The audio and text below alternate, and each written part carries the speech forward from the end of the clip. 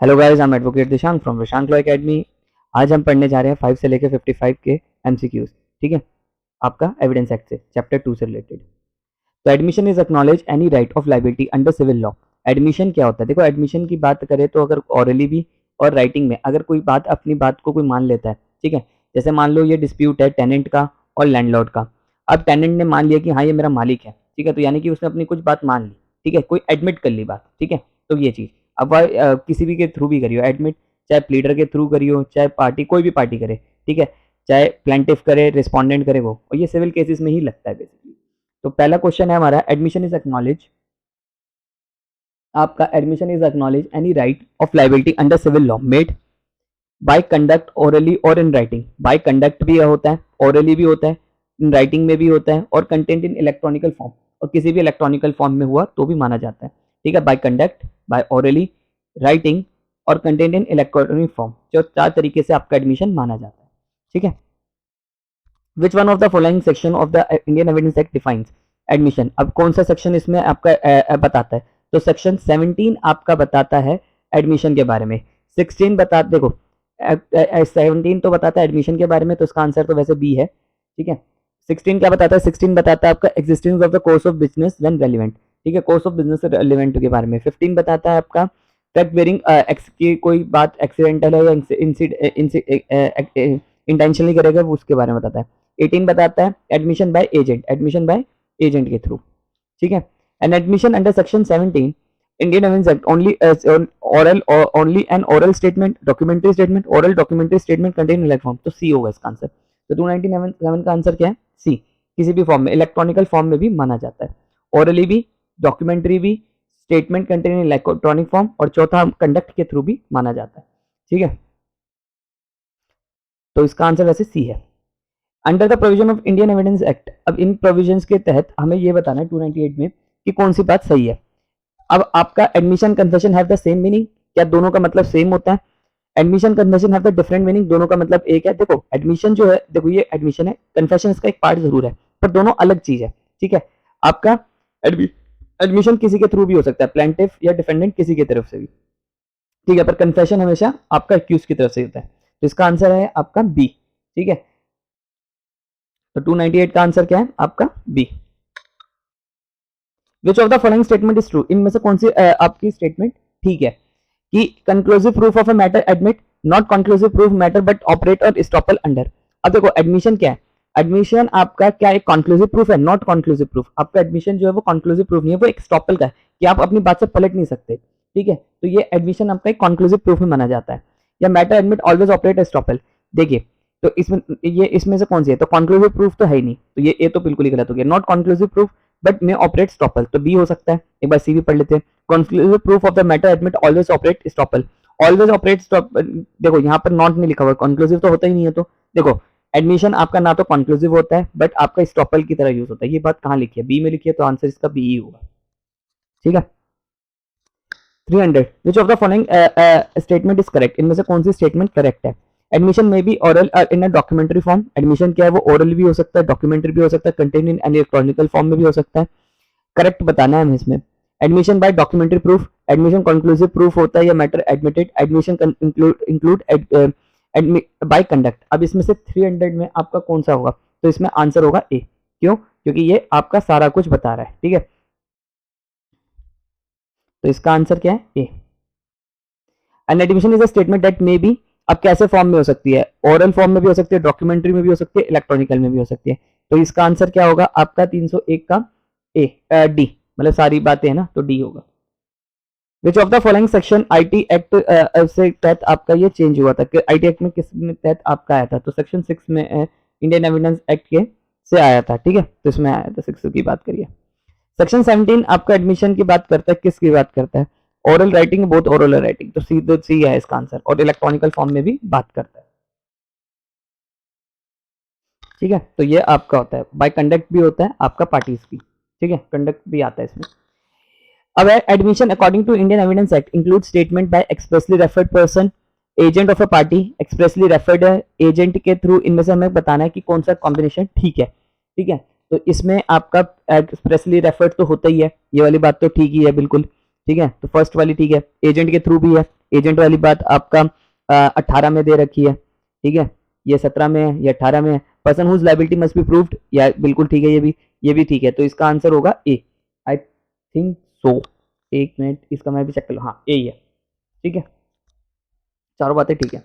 Who can make admission under the Indian evidence act, कोई भी कर सकता है, आपका witness to proceeding, third party, the court, ये, तो इनमें से आपका हिसाब से कौन सा होना चाहिए कि कौन एडमिशन कर सकता है, तो पार्टी टू द प्रोसीडिंग, जो पार्टी होगी प्रोसीडिंग में वही कर सकती है, ठीक है, जो प्रोसीडिंग से रिलेटेड आपकी पार्टी है, चाहे वो एजेंट हो चाहे कोई हो, उसी के थ्रू होगा, ठीक है, कोर्ट का तो मतलब ही नहीं होता, ठीक है, तो इसका आंसर क्या है, बी है।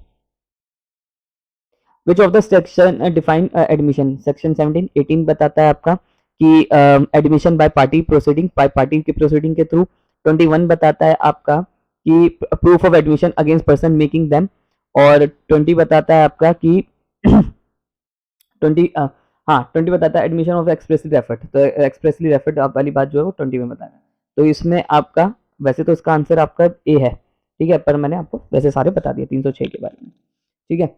अब बात करते हैं 307 की, terms Indian, the term admission Indian involves किसकी बात करता है, 307 किसकी बात करता है, आपका admission, term admission involves consent की बात करता है, नहीं, एग्रीमेंट की बात करता है, सबमिशन की नहीं, इसमें आंसर है डी, ठीक है। Which of the following, all the admissions are confession, but all the confession है, क्या ये सही है, आर नॉट एडमिशन, बिल्कुल सही है, द स्टेटमेंट इज करेक्ट और नॉट, क्या है इसका आंसर, इज इनकरेक्ट, कि all the admissions are confession, ये कह रहा है कि जितने भी एडमिशंस होते हैं वो आपके सारे कन्फेशन है, but all confession are not admission, ये गलत है, पर उल्टा ये होता है कि जितने भी कन्फेशन है वो एडमिशन है, ठीक है, बट जितने भी आपके उल्टा दे दिए यहाँ पर, तो ये स्टेटमेंट गलत है। देखो एडमिशन आपका जीनस है, उसका कन्फेशन एक पार्ट है, तो यहाँ क्या लिख रखा है, पर उल्टा लिखना है कि ऑल एडमिशंस आर कन्फेशंस, ठीक है, all admissions are confessions, but all the confessions are not admissible, but all the confession, but जितने भी कन्फेशन है वो एडमिसिबल तो होते हैं, एडमिशंस तो होते हैं, पर जितने भी एडमिशंस होते हैं वो कन्फेशन नहीं होते, यहाँ उल्टा कर दिया इन्होंने, तो ये आपकी स्टेटमेंट गलत है, ठीक है,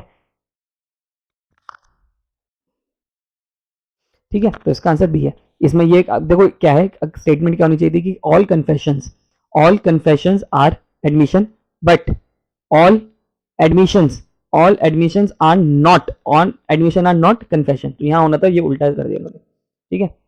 एडमिशन बाय एजेंट आर, क्या वो एडमिसिबल होते हैं, आपके हिसाब से क्या होगा इसका आंसर, ठीक है, इसका आंसर है आपका admission in civil proceeding only if agent authority, अगर अथॉरिटी मिली है तो ए वाली बात तो ठीक है, admission in civil proceeding under all circumstances, never admission in criminal proceeding, तो इसमें आपका ए और सी सही है, तो डी इसका आंसर होगा, ठीक है, ए और सी स्टेटमेंट ठीक है, तो आंसर क्या होगा इसका, D.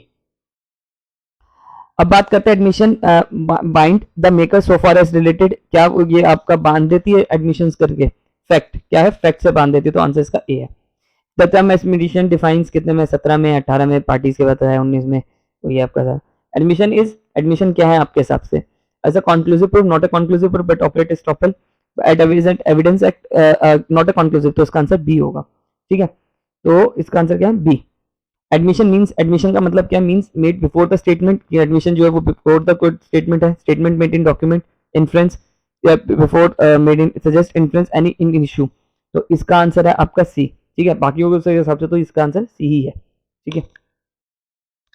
If an accused voluntarily consented for brain mapping of a narcotic, then such information is relevant under section of evidence act, अगर मान लीजिए किसी व्यक्ति का आपका नार्को एनालिस्ट होता है, ब्रेन मैपिंग टेस्ट होता है, तो क्या वो आपका एक्सेप्टेंस होगा, तो वो किस में आएगा, देखो वो आपका सेक्शन 27 में आएगा, 27 बात करता है कन्फेशन वाली बात को करता है, तो ये बहुत इंपॉर्टेंट है, ठीक है, तो ये चीज आपका किस में आएगा, कन्फेशन में आएगा, कि मैप ब्रेन मैपिंग और नार्कोटिक एनालिसिस आपका इसके अंडर आता है। सेक्शन 27 क्या कहता है, Indian evidence act permit the use of discovery evidence act which lays down the how much information contained in the statement accused is made admissible, which one of the following information is relevant under section, तो अब इसमें 315 की बात करें तो इसमें कौन सी बात इसमें ठीक दे रखी है, जितनी इन्फॉर्मेशन अक्यूज से मिली है वही चीज आपकी मानी जाएगी, तो इसका आंसर डी है। In evidence act confession is defined, आपका कौन से में बताया गया, कहीं पर भी डिफाइन नहीं है, कन्फेशन आपका कहीं पर भी डिफाइन नहीं है, तो नॉन ऑफ द अबव होगा, डी आंसर है। What is evidential value of admission, तो ये एक स्टॉपल की तरह यूज करा जाता है, ठीक है, एडमिशन को हम किसकी तरह यूज करेंगे, स्टॉपल की तरह यूज करेंगे, तो 317 का आंसर क्या है आपका C. Indian under Indian evidence act which one of the following section defines in admission, आपका एडमिशन कहाँ डिफाइन है? 17 में डिफाइन है। Which section define admission define 17, ठीक है। Which of the following provision at admission 17, which one of the following is no evidence, evidence admission is no evidence, कब in situation में कब एडमिशन आपका एविडेंस की तरह नहीं माना जाएगा? Admission by one several defendant in a suit against another, मतलब एक दूसरे के खिलाफ इन्होंने एडमिशन कर लिया, ये माना जाएगा क्या? An admission by the guardian, by the guardian, हाँ by the guardian as against mother, यानी कि एक गार्डियन ने यानी कि एक बाप ने अपने बेटे के खिलाफ एडमिशन दे दिया, क्या वो माना जाएगा? N admission by one of the partners of the firm against the firm और अदर पार्टनर्स, या तो उसने अगेंस्ट द फर्म दे दिया, एक एडमिशन कर दिया एक पार्टनर्स ने, ठीक है, of A firm against the firm और अदर पार्टनर्स, सबके अगेंस्ट कर दिया, तो इनमें से कौन सी चीज आपका नो मानी जाएगी? तो यहाँ लिखा है कि नहीं मानी जाएगी। देखो तो यहाँ पर आपका एडमिशन कहाँ नहीं माना जाएगा? ये तो एडमिशन है ही, यहाँ पर हमें नो ढूंढना था, तो यहाँ पर ए और बी नहीं माना जाएगा, तो इसका आंसर है डी, ठीक है। तो 321 का आंसर है डी। अगर मान लीजिए किसी ने सेवरल डिफेंडेंट्स हैं एक ही सूट में एडमिशन कर लिया, ठीक है, तो वो एविडेंस नहीं माना जाएगा, ठीक है। And admission is the best evidence against the maker if it is, अगर एडमिशन जो है वो बेस्ट एविडेंस माना जाएगा अगर वो किस फॉर्म में हुआ है, ऑरल हुआ है, डॉक्यूमेंट्री हुआ है, इलेक्ट्रॉनिक हुआ है, तो डी है इसका answer. Which of the following statement is correct, not correct, not correct ढूंढना है हमें। एडमिशन, इसमें से कौन सी बात आपके एडमिशन से रिलेटेड गलत दे रखी है? तो आपका इसमें सीधा answer is generally irrelevant home admission is made, ठीक है, तो इसका आंसर सिर्फ डी है। जो स्टेटमेंट्स आर एडमिशन, अब इसमें से कौन सी चीज आपके एडमिशन है? ओरल, डॉक्यूमेंट्री, कंटेंट, तो ऑल ओवर डी, ठीक है। तो 324 का आंसर आपका क्या है? डी। एडमिशन कैन बी, अब एडमिशन क्या हो सकता है? फॉर्मल हो सकता है, इनफॉर्मल, इधर फॉर्मल इनफॉर्मल, आपका एडमिशन क्या हो सकता है? फॉर्मल होगा, इनफॉर्मल होगा, तो ये दोनों तरीके से हो सकता है, तो इसका आंसर है C. Admission is defined under evidence act, अब एडमिशन कहाँ डिफाइन है? आपका 17 में डिफाइन है, 3 में तो डेफिनेशन क्लॉज, इंटरप्रिटेशन क्लॉज है, 7 में आपका सीईओ की बात करी गई है, और 17 तो सेक्शन, ठीक है। तो 326 आपका कहाँ है? याद रखिएगा आपका एडमिशन डिफाइन है, कन्फेशन कहीं डिफाइन नहीं है। Under Indian evidence act admission can be made by the, अब एडमिशन किसके थ्रू गया? By suit, by counsel, interpretation, all the above होगा, मेरे हिसाब से इसका 327 का आंसर है all the above, D. Which one can not make admission, इनमें से कौन बंदा नहीं कर सकता? एजेंट ऑफ द पार्टीज कर सकती है, ठीक है, पार्टीज के एजेंट्स कर सकते हैं, यानी कि वकील वकील, पर्सन या authorised representative, person whom the parties have diverse interest, किसी का ड्राइव इंटरेस्ट हो रहा है, को डिफेंडेंट की बात करी गई, या those person who have been made umpires by the party of the case, तो यहाँ पर कौन नहीं कर सकता? तो इसमें आपका नहीं कर सकता वो है those person who have made the umpires by the parties, मतलब एक अंपायर बनाए, को डिफेंडेंट जो है उनका एडमिशन नहीं माना जाता, ठीक है, तो को डिफेंडेंट का आपका एडमिशन नहीं माना जाता। Admission under the Indian evidence act, आपका इसमें से कौन? मस्ट बी ओरल राइटिंग, इधर oral in writing, must be oral in writing, must be both oral in writing, इधर ओरल और राइटिंग हो सकता है, तो या तो देखो यहाँ इधर वर्ड की वजह से सीबीआई में आया था ये पेपर, सीबीआई के पेपर में, तो यहाँ पर सिर्फ एक वर्ड ने क्या कंफ्यूजन क्रिएट कर दी, यहाँ इधर का रखा है, और इसमें इधर है बोथ है, दोनों में सेम है, या तो ये या तो वो, तो दोनों में हो सकता है, इधर वर्ड होता है, ठीक है, तो सी आंसर है इसका। अंडर सेक्शन 18, सेक्शन 18 बात करता है एजेंट्स की, ठीक है, तो 18 बात करता है आपका statement Indian evidence act admission of following person is not admissible against, अब इनमें से कौन से एडमिशन नहीं माना जाता? तो यहाँ statement by the third party, अगर स्टेटमेंट थर्ड पार्टी के थ्रू करा तो नहीं माना। एडमिशन स्टेटमेंट इज, अब किसके अंदर है? ओरल, डॉक्यूमेंट्री, कंटेंट, इलेक्ट्रॉनिक, तो सी इसका आंसर है, ठीक है। 331 का आंसर क्या है? C. Which of the following is irrelevant, इनमें से कौन सी बात आपकी इररेलेवेंट है? Admission made by party interest in subject matter, party का सब्जेक्ट मैटर से इंटरेस्ट है, तो admission by made by agent और party of the proceeding, admission pecuniary interest, या एडमिशन आपका इररेलेवेंट, देखो जिसका अगर इंटरेस्ट है सब्जेक्ट मैटर से उसका एडमिशन तो माना ही जाएगा, एडमिशन बाय द एजेंट तो माना ही जाता है, ठीक है, पार्टी का इंटरेस्ट है तो भी माना जाएगा, पार्टी का इंटरेस्ट है तो भी माना जाएगा, एजेंट के थ्रू है तो भी माना जाएगा, made by the third party जिसका पेक्यूनियरी इंटरेस्ट है उसका भी माना जाएगा, अगर पेक्यूनियरी इंटरेस्ट है यानी कि पैसे से रिलेटेड है, बट यहाँ में नॉट इररेलेवेंट ढूंढना है, तो इररेलेवेंट आपका डी है, क्यों है? यहाँ पर लिखा है admission made by party who has not been expressly referred to by the parties, मतलब जो एक्सप्रेसली रेफर्ड नहीं है उनका नहीं माना जाएगा, ठीक है, तो एक्सप्रेसली रेफर्ड नहीं है तो उसका नहीं माना जाएगा, जैसे सेक्शन 20 एक्सप्रेसली रेफर्ड आपका सेक्शन 20 बात करता है, ठीक है, तो इसका आंसर वैसे क्या है? डी। 332 का आंसर क्या है आपका? D. The question is whether a horse assault by A to B. का क्वेश्चन है कि ए को ने बी को घोड़ा बेचा नहीं बेचा। ए से to go B go and ask C. अब ए ने कहा बी को जाके सी से पूछ ले। गो एंड आस्क सी कि मतलब ए ने बी को घोड़ा बेचते हुए कहा कि क्या वो घोड़ा ठीक है, तो ए ने कहा जा सी से पूछ ले। Know all about it C statement is. अब सी की स्टेटमेंट क्या है यहाँ पर? सी की स्टेटमेंट एडमिशन मानी जाएगी, कन्फेशन मानी जाएगी, प्रेजम्पशन मानी जाएगी, क्या मानी जाएगा आपके हिसाब से? तो यहाँ पर उसकी जो स्टेटमेंट होगी वो मानी जाएगी आपका एडमिशन माना जाएगा, यानी कि अब उसका क्योंकि इसका ड्राइव इंटरेस्ट हो रहा है तो इसका आपका आंसर है ए।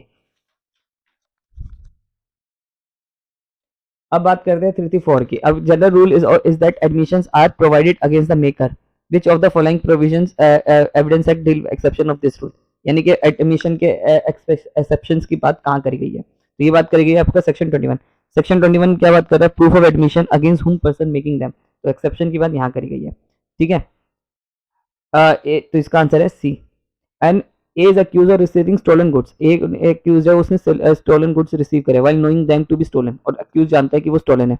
ही offers to prove that he refuse to sell and them below their value. ही में अब उसने अपनी कम उस वैल्यू से कम बेचे, तो ये सेक्शन 21 बात करता है आपका। वैसे तो ये आपका जो क्वेश्चन है वो सेक्शन 21 से डील करता है। अब इससे रिलेटेड क्या है? Prove it explanatory and conduct influence by the part. तो इसका आंसर क्या है? सी, ठीक है। तो ये सेक्शन 21 से which of the Indian rule of certain circumstances evidence can be provided by on the behalf of person making it। अब इसके 336 का आंसर क्या है? 336 का आंसर है आपका 21 की बात करता है, ठीक है। which of the section Indian admin can be proved by on the behalf of person who make 21 होगा इसका आंसर। 337 का भी आंसर 21 है। A is accused of receiving stolen goods। ये तो आई थिंक रिपीट हो गया। हाँ, रिसीव दोबारा से रिपीट हो गया, तो इसे हम नहीं करेंगे, ठीक है। State of the Maharashtra versus Damu Gopinath Shinde related to the. अब ये केस आपका किससे रिलेटेड है? ये केस आपका है,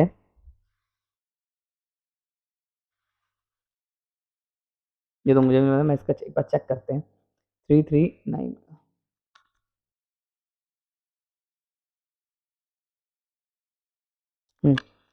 आपका ये दमू गोपीनाथ का केस है, वो आपका डिस्कवरी ऑफ एविडेंस से रिलेटेड है, यानी कि सेक्शन 27 से रिलेटेड केस है। State of Maharashtra versus Damu Gopinath Shinde वाला केस, ठीक है।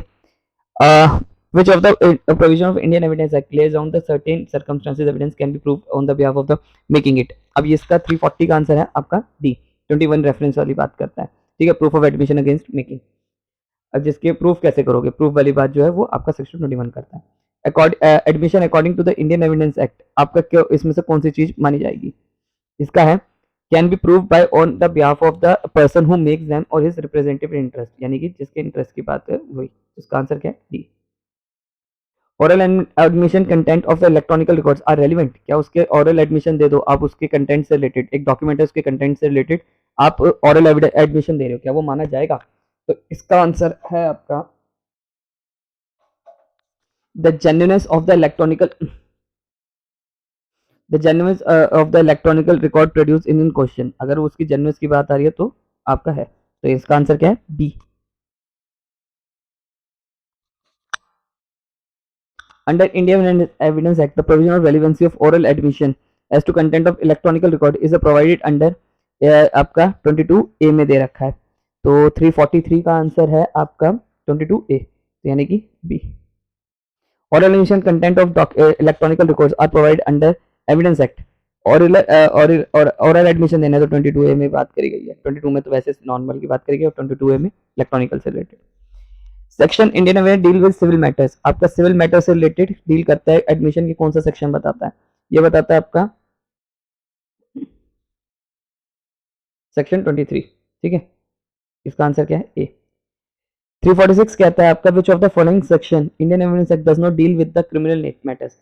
इनमें से कौन सा केस है जो आपका 23 डील नहीं करता, क्योंकि एडमिशन आपका 27 भी डील करता है, फिर 133 तो कंप्लाइंस की बात करता है, 53 तो बात आपका इसकी करेक्टर की बात करता है, ठीक है, क्रिमिनल करेक्टर इन नेचर की बात करता है, 27 आपका कन्फेशन की बात करता है, कन्फेशन की बात करता है, 23 बात करता है आपका एडमिशन इन सिविल केसेस में बात करता है। Section 23 Indian evidence deal with. अब ये सेक्शन 347 कह रहा है कि आपका किससे डील करता है? ये कहता है relevancy of admission civil cases, section 23 आपका है, तो इसका आंसर क्या है? ए। अब बात कर रहे हैं हम विच of the following section of the Indian evidence act does not deal with criminal matter. इनमें से कौन सा सेक्शन है जो क्रिमिनल मैटर से डील नहीं करता? तो शायद रिपीट हुआ है। ठीक है, तो 348 का तो आंसर आपको पता ही है, ए है। ठीक है, तो इसका answer A. Confession of co accused is consider strong type of weak type of strong type of evidence, weak type of evidence, no evidence, sufficient evidence. अब 349 कह रहा है कि अगर कन्फेशन जो है वीक टाइप ऑफ एविडेंस माना जाता है, इसका मान लो एक ए और बी ने दोनों ने मिलकर कोई कांड करा, ठीक है, अब बी जो है इसके खिलाफ कन्फेशन दे रहा है, तो वो तभी माना जाएगा जब आपका कोई इसकी बात को प्रूफ करने के लिए कोई कॉरोबरेट होना चाहिए। ठीक है, मतलब यानी कि बात को प्रूफ करने के लिए कुछ होना चाहिए। सेक्शन 350 कह रहा है communication made without prejudice are provided. ये वाली बात जो है बहुत इंपॉर्टेंट है, ये बात करी गई थी आपका सेक्शन 23 में। ठीक है, कि मान लो आपका कोई मीडिएशन या सेटलमेंट होता है, उसमें कोई अगर आपने अपनी गलती एडमिशन मान भी लिया है तो वो आपके अगेंस्ट में नहीं जाएगा। Arresting woman in apprehension of assault and maltreated makes a confession for murder of her mother-in-law of the village panchayat. Whether this confession is admissible, अब क्या उसने ऐसा कन्फेशन करा तो वो माना जाएगा? वो गलत माना जाएगा। क्यों? क्योंकि वहां पर उसने पंचायत विलेज पंचायत के अंडर करा है, तो यहाँ इनएडमिसिबल माना गया ड्यू टू इनवॉलेंट्री, क्योंकि वहां पर इनवॉलेंट्री था। देखो कन्फेशन जो होना चाहिए वो वॉलेंट्री होना चाहिए। ठीक है, तो यहाँ पर उसने किसी की पोजेशन सेक्शन 25 वाली बात आ जाएगी यहाँ पर। Confession of accused irrelevant, confession जो है वो एक्यूज का इररेलेवेंट माना जाएगा। Confession of an accused irrelevant inadmissible when made, अगर ये पुलिस कस्टडी में करा गया तो वो आपका इनएडमिसिबल माना जाता है। ठीक है, तो यहाँ पर कह रहा है कि कब आपका कन्फेशन जो है वो इनएडमिसिबल माना जाएगा? Before the magistrate who told him that confession would be released. तो इनमें कौन सी सिचुएशन में बताया गया? While police custody, but the, देखो पुलिस कस्टडी में करा है पर उसने मैजिस्ट्रेट के सामने करा है, तो ये रेलिवेंट माना जाएगा। इनको कंसिडर डिसेप्शन, उसको धोखाधड़ी से उससे कुछ निकलवाया, तो वो चीज नहीं मानी जाती। Confession when he was drunk, confession माना जाता है। इररेलेवेंट ढूंढने में, अब देखो ये डी क्यों इररेलेवेंट है? डी इररेलेवेंट इसलिए क्योंकि यहाँ पर क्या हुआ कि मैजिस्ट्रेट के सामने तो हुआ है, ठीक है, हु टोल्ड हिम, मैजिस्ट्रेट ने से एक्यूज को ये कहा कि अगर तू कन्फेशन कर लेगा तो मैं तुझे छोड़ दूंगा, तो यहाँ पर उसने उससे झूठ बोला है। ठीक है, तो उसे लालच दिया है। ठीक है, तो उसका इंड्यूसमेंट करा, थ्रेट, एक तरह से उसे भलाया पूछा, इंड्यूस करा, तो यहाँ पर उसका आंसर है डी। तो ये इररेलेवेंट है। अगर मैजिस्ट्रेट ने ऐसे बोला, मैजिस्ट्रेट ये कह सकता था कि इसमें सजा हो सकती है, ये है, भुगतेगा तू अपने आप। ठीक है, अब 353 क्या कह रहा है आपका? इनमें से हमें एक स्टेटमेंट को करेक्ट ढूंढना है। एक्स्ट्रा जुडिशियल कन्फेशन आपका इफ वॉलेंट्री, अगर एक्स्ट्रा जुडिशियल कन्फेशन आपका वॉलेंट्री हुआ है, can be relied upon the other evidence, क्या हमें दूसरे एविडेंस के साथ जाना चाहिए? Extra judicial confession is a weak piece of evidence, क्या दोनों बातें ठीक है? तो इसका आंसर है आपका both A and R true and R is the correct explanation, तो इसका आंसर ए है। ठीक है, क्योंकि दोनों बातें ठीक है, क्योंकि आपका रिलाई भी करना चाहिए दूसरे एविडेंस के साथ, और क्योंकि एक टाइप का एविडेंस होता है। अब वॉलंटरी कन्फेशन इज एडमिसिबल, अब एक वॉलंटरी एडमिशन कन्फेशन जो होता है वो एडमिसिबल है इन एविडेंस एक्ट। कब माना जाएगा आपका? ये तब माना जाएगा जब आपका when made to magistrate of competent jurisdiction, यानी कि अगर उसके कॉम्पिटेंट जुडिक्शन के उसमें करें वॉलंटरी कन्फेशन, तब माना जाता है। तो इसका आंसर क्या है? B. Which one of the following has not been mentioned on the ground of under section 24? Confession का कौन सा ग्राउंड यहाँ पर नहीं दिया गया? अगर प्रॉमिस करके, मान लो मैंने किसी से कहा भाई प्रॉमिस है, मैं तेरा धोखाधड़ी से इंड्यूस करा है, प्रॉमिस करा है, डिसीट करके आपने किसी से निकलवाया, ठीक है, तो नॉट बीन मेंशन। देखो एक minute, which of the following not been mention on the ground of section 24? Confession by an accused, अगर मान लो इंड्यूस करा है तो कन्फेशन नहीं माना जाएगा, प्रॉमिस करा है तो नहीं माना जाएगा, डिसीट करा है, ठीक है, धोखाधड़ी से उससे आपने लगाया तो माना जाएगा, थ्रेट करा है तो नहीं माना जाता। सेक्शन 24 ये कहता है आपका। ठीक है, तो सेक्शन 24 कहता है कि अगर आपने किसी को confession made by an accused person is irrelevant in a criminal cases, अगर आपने उसे इंड्यूस करा है, थ्रेट करा है, प्रॉमिस करा है, तो वो कन्फेशन नहीं माना जाता, प्रॉमिस में भी नहीं माना जाता। मैं ए से to B, he has finished his wife forever under the evidence act। ए ने बी से कहा कि he had finished his wife forever, अपनी वाइफ को मार देगा, तो ये क्या है? कन्फेशन है, एडमिशन है, स्टेटमेंट है, या ऑल द अबव? ये क्या चीज मानी जाएगी 356 में? ये आपका कन्फेशन माना जाएगा। ठीक है, एक्स्ट्रा जुडिशियल कन्फेशन माना जाएगा, तो इसका आंसर क्या है? B. Confession made by inducement, threat or promise when irrelevant in the criminal proceeding ये आपका इररेलेवेंट का बात आपका किस में दे रखी है, ये आपका 24 में दे रखी है, तो 357 का आंसर है आपका ए। ठीक है, 24 में आपके दे रखी है। और 26 में क्या दे रखा है, 26 में दे रखा है कि आपका confession by accused while in custody of police not to be proved against him. और 21 में दे रखा है कि प्रूफ ऑफ एडमिशन और against person making them and on the behalf. और 28 में दे रखा है आपका confession made by removal of impression, कि अगर मान लो कन्फेशन में से जब थ्रेड वेड सब निकल गया तो वो आपका रेलिवेंट माना जाएगा। तो ये इसका आंसर वैसे तो ए है। ठीक है, ये A commits a crime and go to police office and he make a confession and give other information. A is charged with the offense. अब इसमें कौन सा उस पर लगेगा चार्ज, तो इसने यहाँ पर इंफॉर्मेशन भी दी है। ठीक है, तो कैन नॉट प्रूव, उसके खिलाफ कन्फेशन नहीं बताया जा सकता, पर अगर उससे कोई कुछ चीज निकल कर आई होती ना, डिस्कवरी ऑफ फैक्ट्स आता, वो चीज मानी जाती। पर यहाँ पर क्या आपका आंसर है ए। ठीक है, तो ए है इसका answer. Confession before the police will be proof not be proof will be consider, confession will not be consider. बहुत इंपॉर्टेंट वाली बात है कि आपका वो माना जाएगा तो वो नहीं माना जाता। सेक्शन 25 सीधा कह रहा है कि भैया पुलिस कस्टडी में आपने कोई कन्फेशन करा है वो माना ही नहीं जाएगा। ठीक है, तो बी है इसका answer. A put jewels of her into a box belonging to B, intention that the circumstances of fabricating evidence create कर रहे हैं। पता नहीं यहाँ पर ये वाला क्वेश्चन क्यों दे दिया इन्होंने। गिविंग फॉल्स एविडेंस, यहाँ पर उसने दिया B to B convict of theft, B intentionally that giving false evidence वाली बात है, तो इसका आंसर वैसे भी है। In which of the following, कितने रह गए,